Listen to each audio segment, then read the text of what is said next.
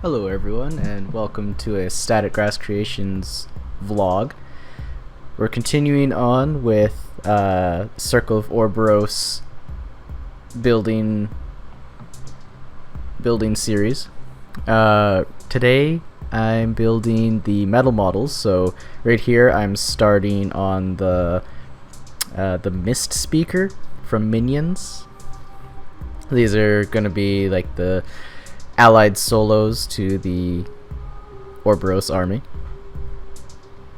I'm just using super glue. This is after I finish washing the metal models.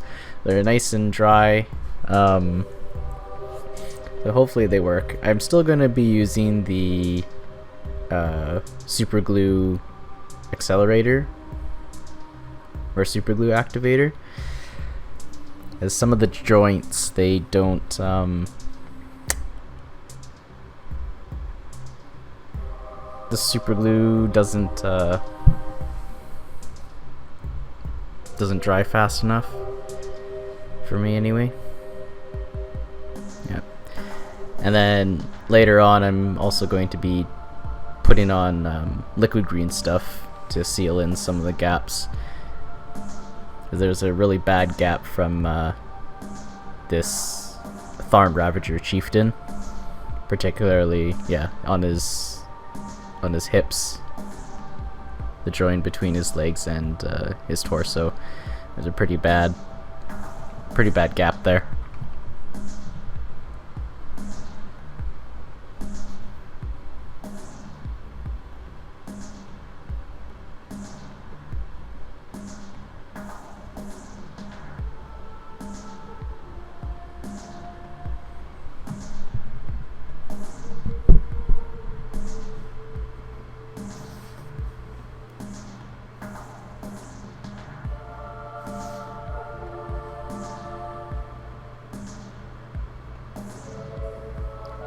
Setting up the applicator again, I don't want it like everywhere, so I usually just have it spray into the towel.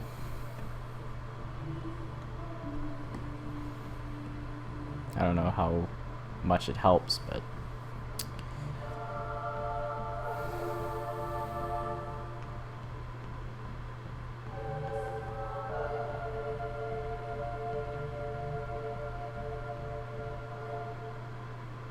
yeah, unfortunately for the accelerator or activator, instead of the super glue drying thin, what it actually does is it dries it immediately, right? So if there's a glob of super glue that's kind of like a drop, right? So it's rounded and smooth.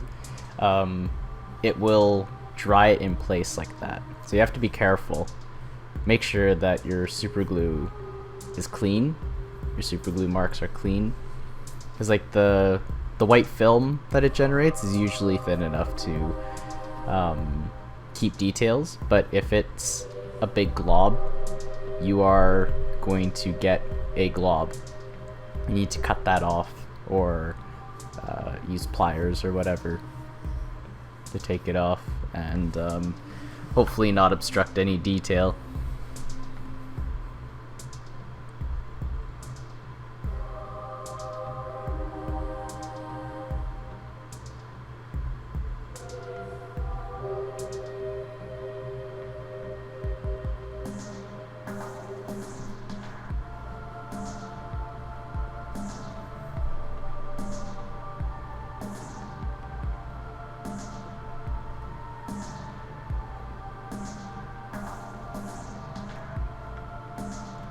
So now that I'm doing these vlogs,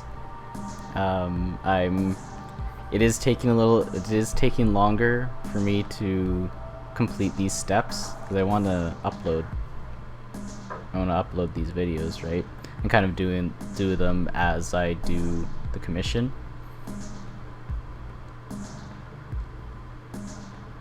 Yeah, so normally this would only take me one day. This uploading the videos and such, now it takes like 3. I'm working on that now.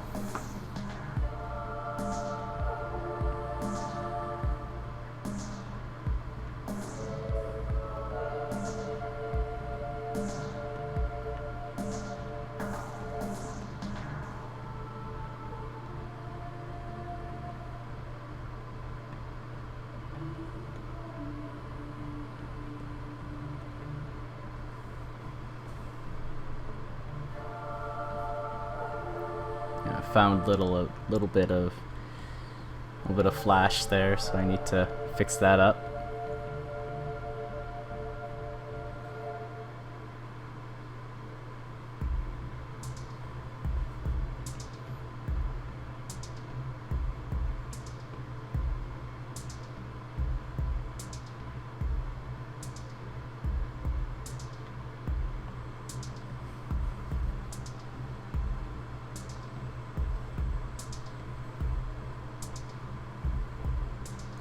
Yeah, so I have like what, 2 more commissions lined up at this point. So I have this small Orboros force, and then soon my buddy is bringing me his Tau army to paint. I painted it for him. I painted a good portion of it like 4 years ago, longer than that. It's been a long time, but I painted his Tau for him in this like sort of purple armor and then Tron style weapons. So you have like the really bright edging and in the crevices as well. It looked really good. So now that he's finally now that he has a job now, he is sending the rest of his army to me. So this is like 55 drones, dozen or so Pathfinders, like 12 battle suits, a Storm Surge, 3 Riptides or 2 Riptides, maybe 3, and then a few broadsides as well. It's a lot of stuff, and yeah, I haven't seen him in a long time. It was when we used to go to Games Workshop together when it was still open locally. But those days are long gone now. Now there's only one Games Workshop, and it's like over a bridge. It's a while away. It's a good half-hour drive. Even longer by transit, obviously. I like to go sometimes, maybe like a couple times a year, but not to game, usually to if there's like a new edition or new release that I want to be a part of.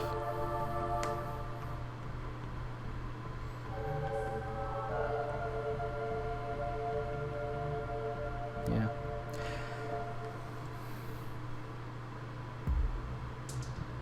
Oh, and then in November, I can't remember the painter's name.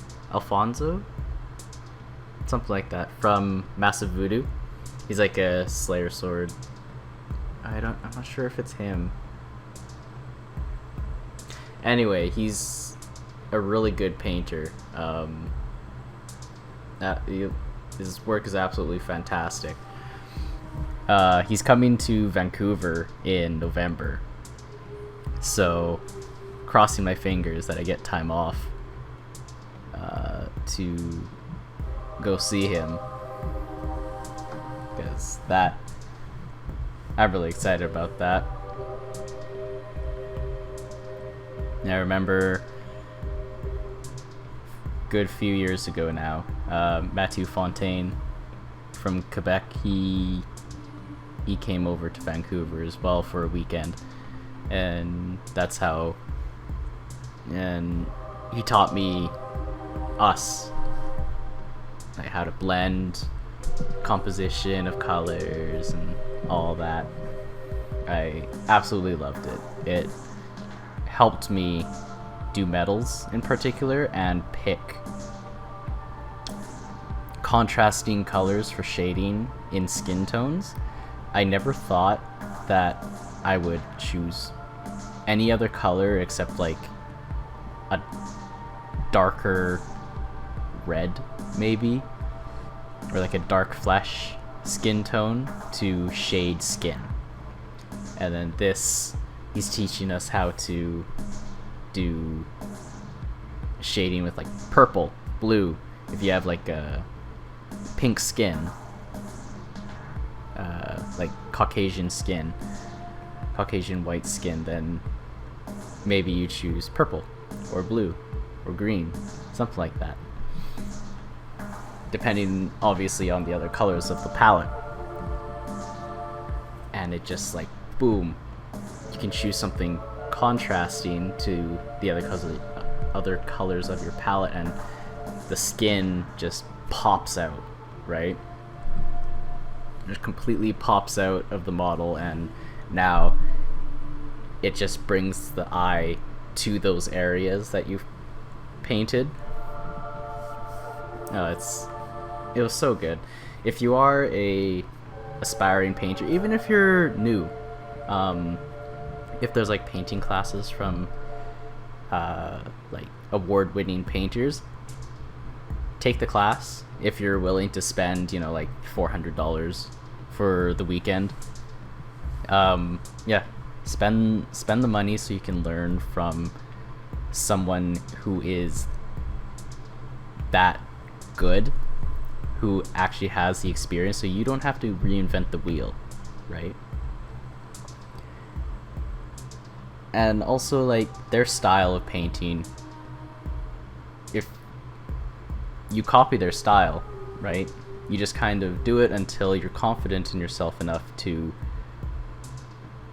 you know, pick up your own style, right?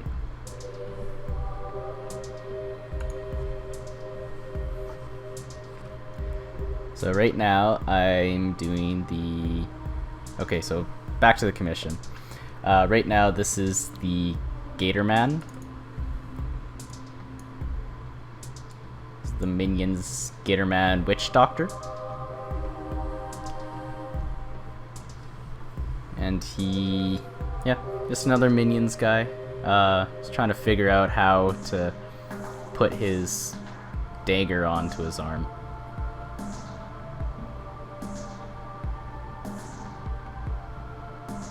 I thought it was, I like his face actually. His mouth, his jaws come in two parts, and then you need to glue them into the hood, right? It does actually look quite good. Once it's all glued together, the face, it has more detail than I would have thought, actually.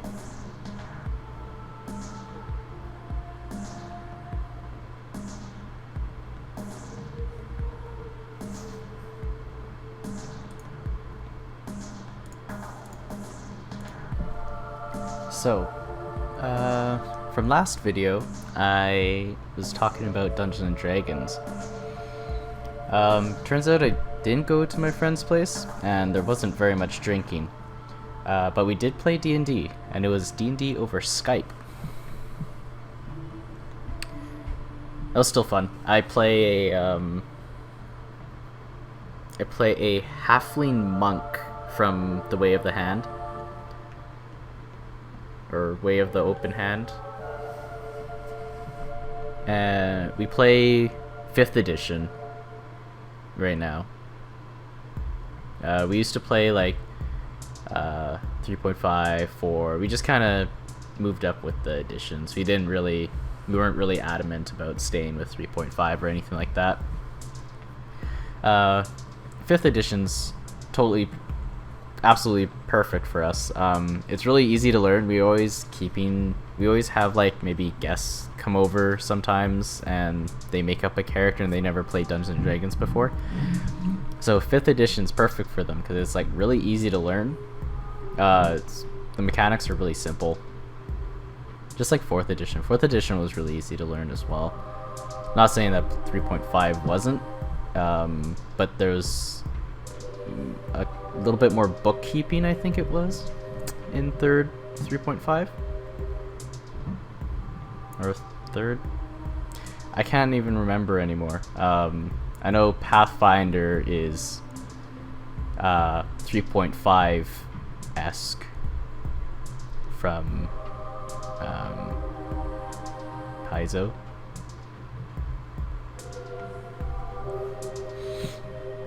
Yeah, I play a halfling monk, and if you watch the anime, or if you watch anime, and you know who One Punch Man is, that is who I am basically emulating or role-playing, sort of, as.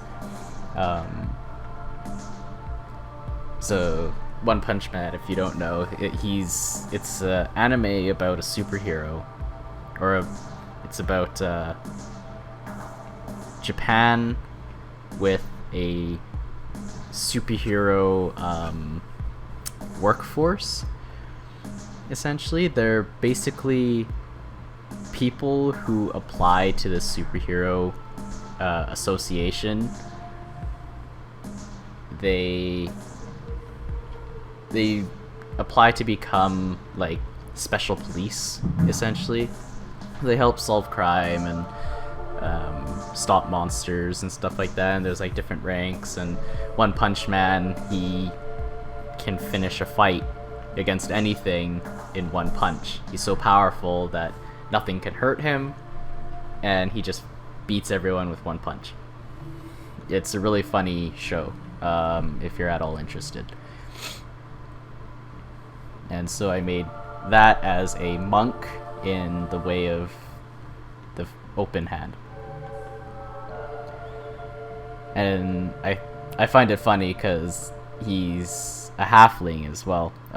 One Punch Man in the anime is just a regular sized human, but I made him into a halfling. He has a cape and a yellow jumpsuit.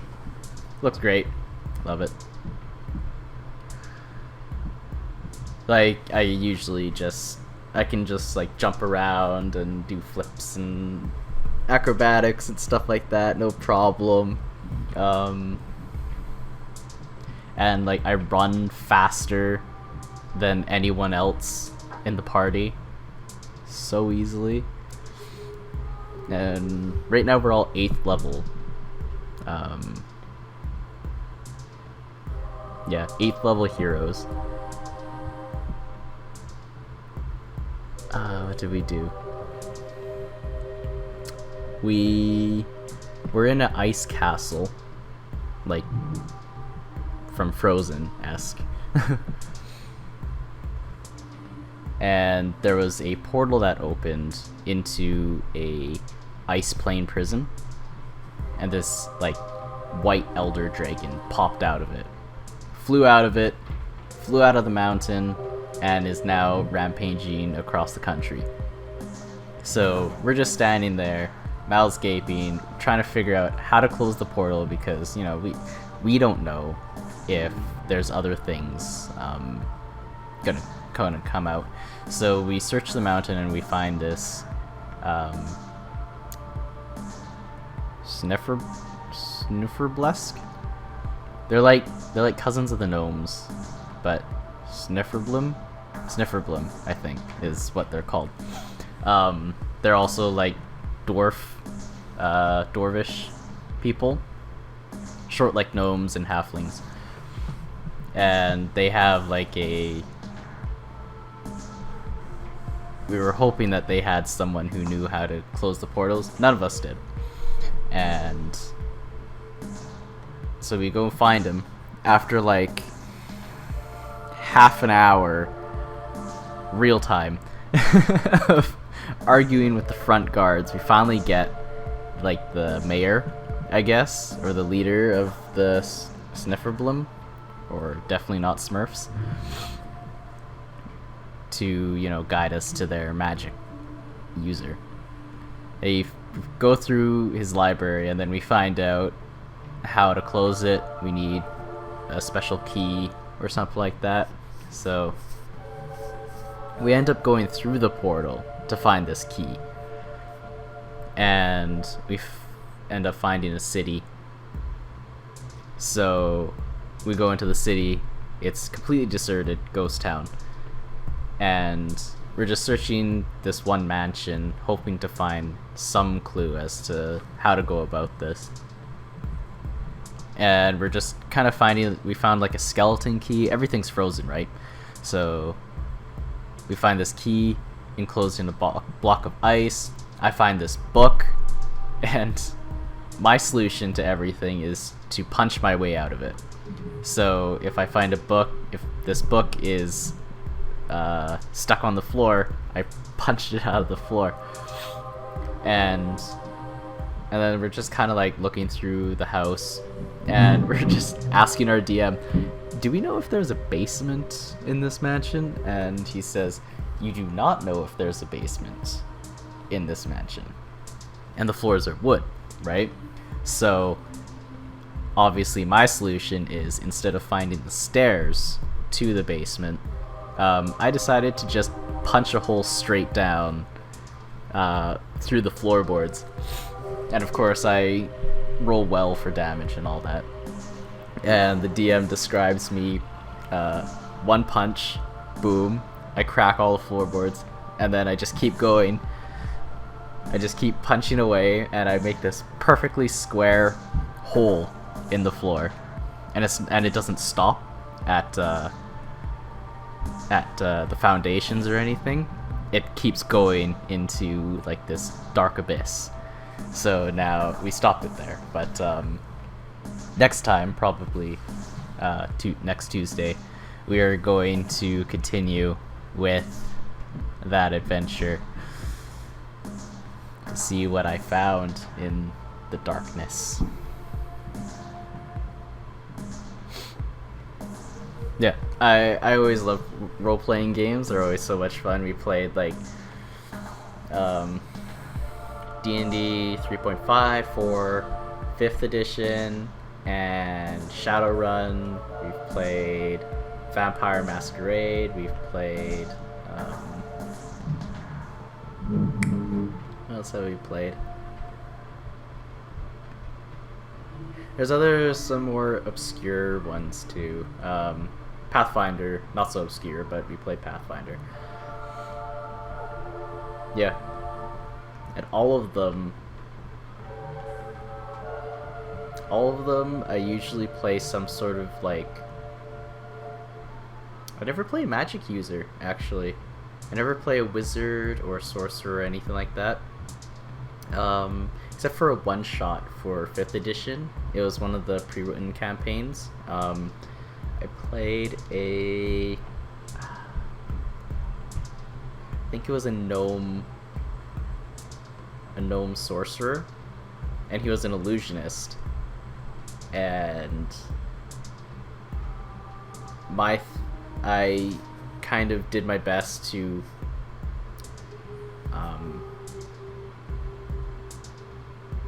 get my spells into illusions, even just minor illusions, things that, you know, didn't do any damage, cantrips basically.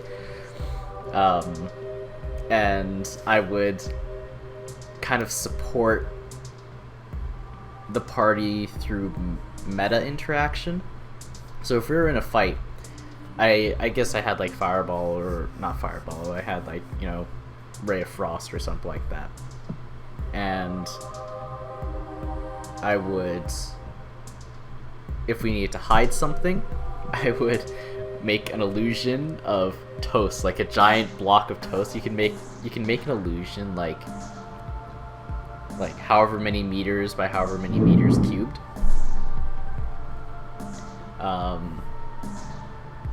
Yeah, so I made this like block of like illusion toast to cover up like you know, children we needed to hide or something like that. It's just like this pile of toast, and they just hid in there.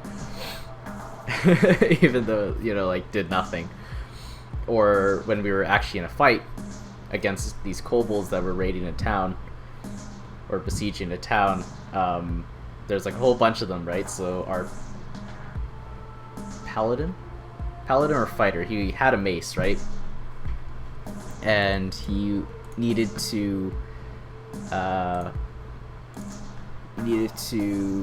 we just needed to kill them all or make them run away.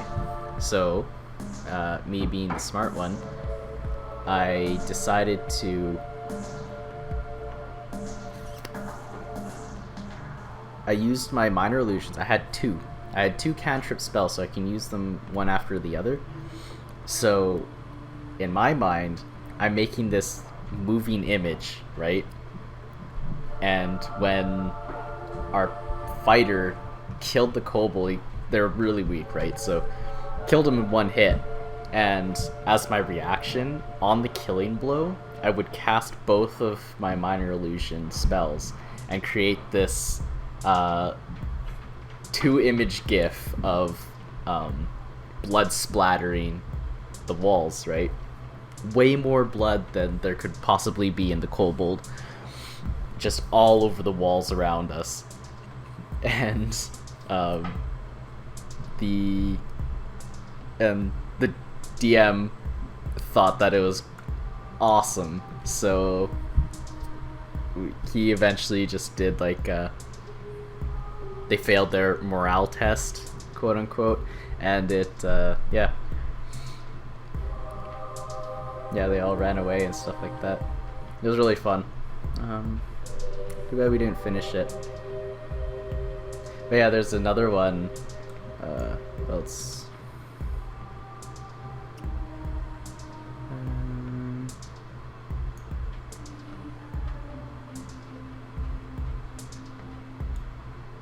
yeah, for Shadowrun, I did,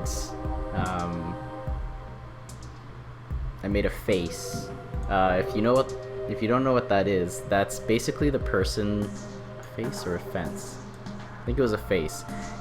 Essentially, a face in Shadowrun is the person that talks to people. Talks to the contractor, talks to contacts and stuff like that to get us jobs. And so I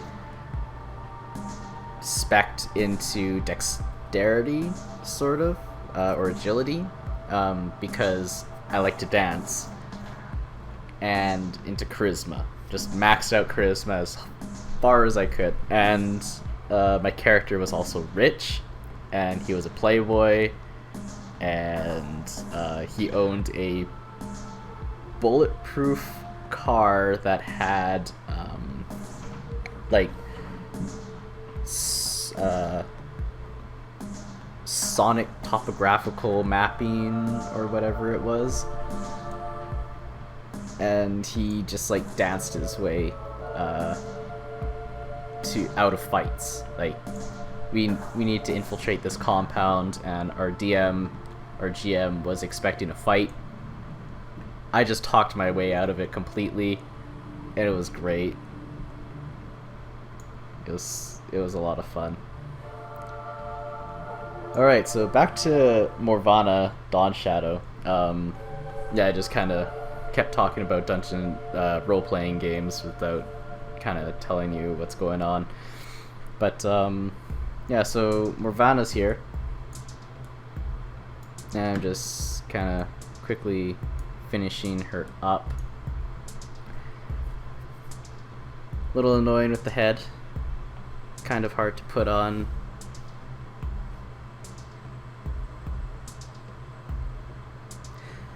But Morvana's gonna be fun to paint. You can just tell, because look at that pose on her stag. Is it a stag? I don't know if it'll be called a stag. Whatever it's called. But yeah, I love the detail on the armor for Circle of Orboros. The motif that they have, or the etching that they have on the armor, I always really like. That freaking sword is going to cause me no end of problems. Should I pin it? It is a little bit thin to pin. I mean, I could. If it keeps breaking off, I will pin it. But otherwise, it is kind of thin, especially at her wrist.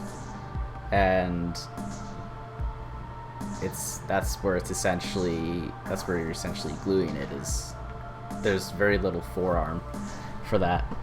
Anyway, that brings an end to this video. Thank you for watching, everyone, and I'll see you next time.